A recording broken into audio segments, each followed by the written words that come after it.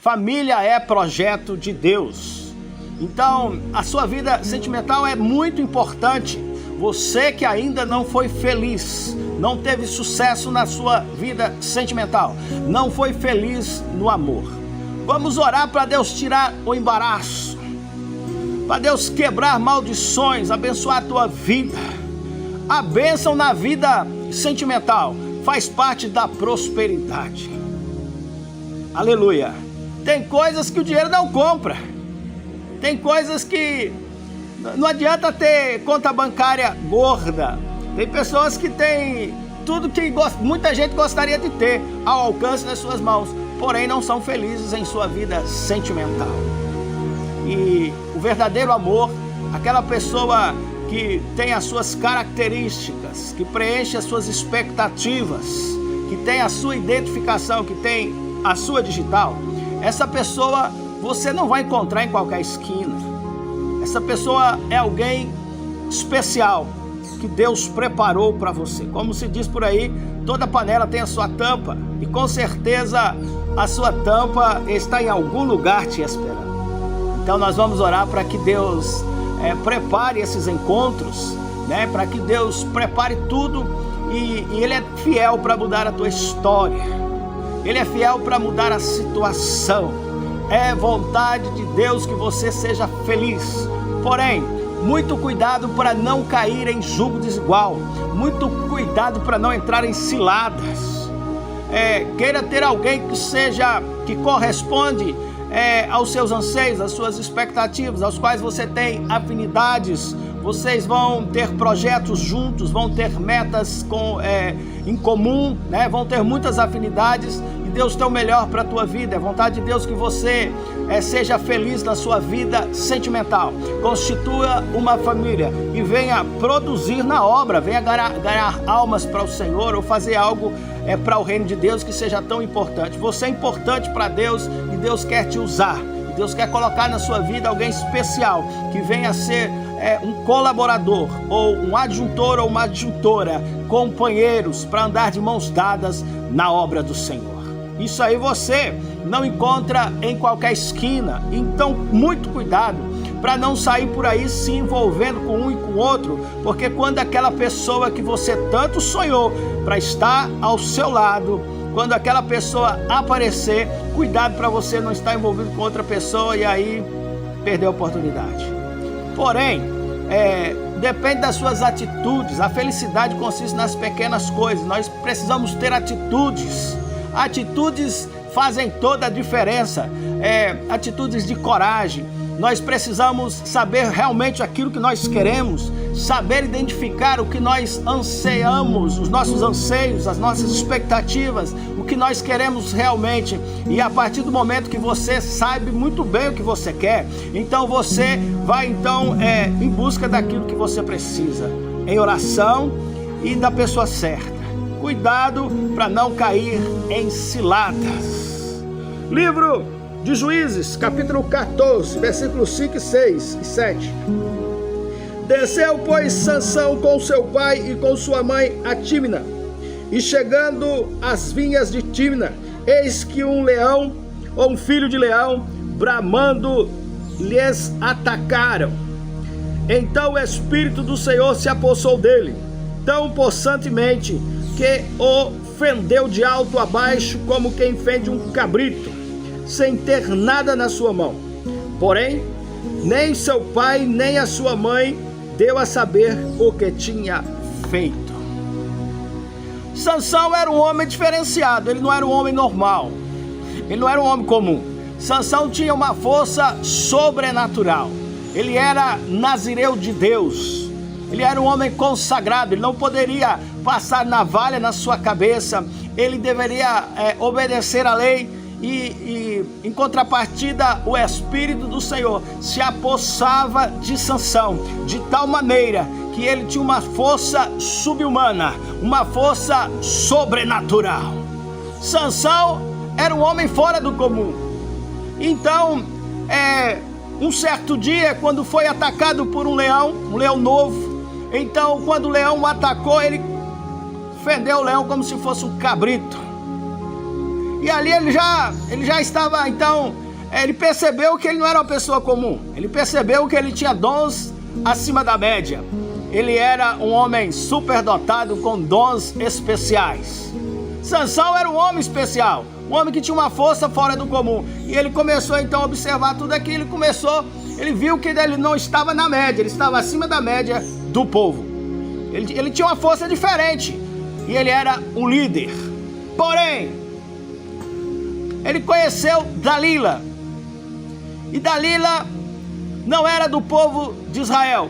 Seu pai e sua mãe foram contra a princípio, mas ele insistiu tanto e estavam eles indo ali a Tímina, nome da cidade, Tímina, né? E versículo 7: e desceu e falou àquela mulher, e agradou os olhos de Sansão. Sansão, além de ser superdotado, além de ser um homem com uma força subhumana, agora ele começa a quebrar princípios. Agora ele começa a quebrar as regras. Começa a desobedecer a lei. Não é porque ele era diferenciado, não é porque Sansão tinha uma força subhumana, que ele também não deveria se submeter à lei do Senhor. E ele começou a quebrar algumas leis. Primeira coisa, já queria se casar com uma mulher estranha. Já queria se casar com uma mulher que não fosse do povo de Israel. Muito cuidado para não cair em ciladas. Muito cuidado com as suas escolhas. Aquela mulher pensava diferente, ela tinha anseios diferentes. Ela não amava o povo judeu, não amava o Senhor. Era uma mulher filisteia. E mesmo assim Sansão queria ela como mulher. Mesmo assim ele queria Dalila. Era uma mulher muito bonita, ele viu e agradou os olhos, agradou os seus olhos, né? Achou bonita e logo queria aquela mulher para si. Porém, não era ele começou a quebrar princípios, né? Não é da parte de Deus quebrar princípios, só isso que eu posso dizer. E Sansão foi uma pessoa que quebrou muitos princípios, escolhendo a mulher errada. Cuidado para não cair em ciladas. Bom, versículo 8. Depois de alguns dias voltou ele para a tomar por mulher. E apartando-se do caminho, a ver o corpo do leão morto, eis que no corpo do leão havia um enxame de abelhas com mel. E tomou nas suas mãos e foi-se andando e comendo dele. E foi-se a seu pai e a sua mãe, e deu-lhe dele e comeram. Porém não lhes deu a saber que tomara o mel do corpo do leão. Ele já escolheu a mulher errada, já caiu num jugo desigual. E agora ele andando pelo caminho, ele saiu do caminho, foi lá, viu o corpo do leão que ele havia matado e viu que havia um enxame de abelha e havia mel. Então ele foi lá, pegou daquela abelha, começou a comer. E ele não comeu sozinho, ele também levou aos seus pais. Segundo a lei, o homem que tocasse num cadáver ou em algo morto seria imundo por 7 dias e depois precisaria se purificar. Ele pensou que por ele ser um homem acima da média, pensou que por ter uma força subhumana, ele poderia transgredir a lei do Senhor. Errou e errou muito, errou feio. Não é porque você exerce um cargo de liderança, não é porque você tem uma certa cadeira de destaque, que você pode andar por aí quebrando princípios. As regras são para todos. E aquele que está na frente precisa ser o exemplo. Aquele que está na liderança precisa ser o primeiro a obedecer a lei. O alfabeto do crente, obedecer. Aleluia. E Sansão começa logo a desobedecer. Aleluia.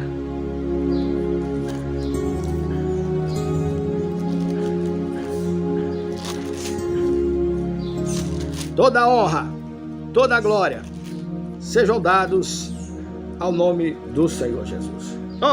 Livro de Números, capítulo 6, versículo 6 e 7. Todos os dias que se separar para o Senhor, não se chegará a corpo do morto, nem por seu pai, nem pela sua mãe, nem pelo seu irmão.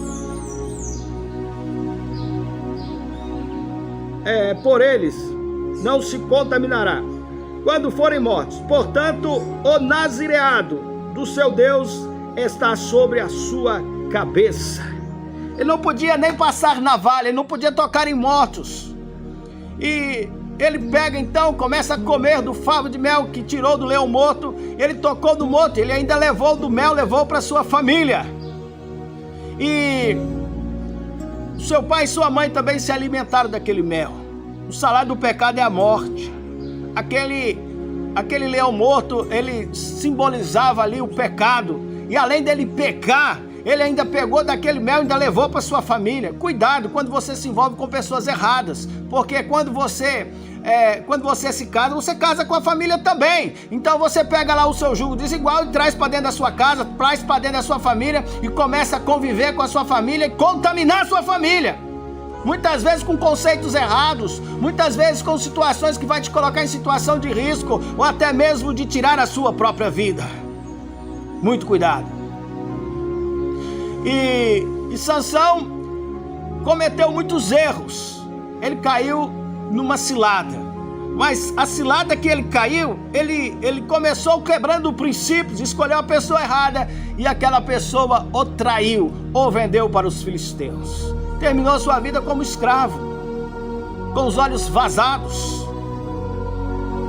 E nos seus últimos momentos ele clamou ao Senhor, quando ele viu que seus cabelos já haviam crescido, e clamou ao Senhor para restituir a sua força. E ele derrubou grandes pilastras, e ele morreu, e também muitos filisteus morreram. Mas ele terminou a sua vida com os olhos vazados e como escravo, porque fez uma escolha errada. O salário do pecado é a morte, mas o dom gratuito de Deus é a vida eterna. Muito cuidado com as ciladas, muito cuidado com as escolhas, para que você não perca a sua vida. Ele viu aquela mulher, achou ela muito bonita, resolveu tomá-la para si. Ele viu lá o leão que estava morto, tinha mel, né, e foi lá e comeu do mel.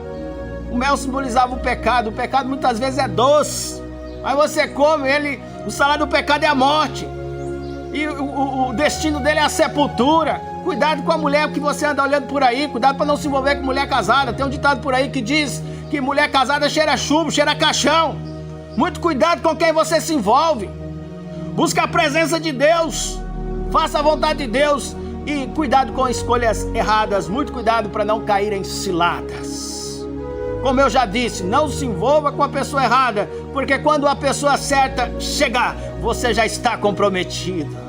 E muitas vezes você olha assim, olha, eu estou comprometido, é tudo que eu queria, mas eu amo demais, eu estou muito envolvido, né? Sinto um desejo profundo, sinto uma atração profunda, não consigo ficar sem. E aí você deixa de se comprometer com alguém que você gostaria tanto. E com isso aí você começa com essas renúncias, você já começa a renunciar a muitas coisas. Renunciar à obra de Deus, renunciar a estar na presença de Deus. Tem pessoas que se casaram com pessoas de outra fé, de outra religião, que abandonaram tudo e abraçaram a fé daquela outra pessoa. Deixaram os caminhos do Senhor, desviaram, hoje não são nem crente mais. Pessoa que pregava a palavra, gente que cantava, que orava pelos outros por causa de escolhas erradas. Então a vida sentimental é algo muito importante, você precisa saber muito bem o que você está fazendo. Vamos orar, vamos buscar a presença de Deus.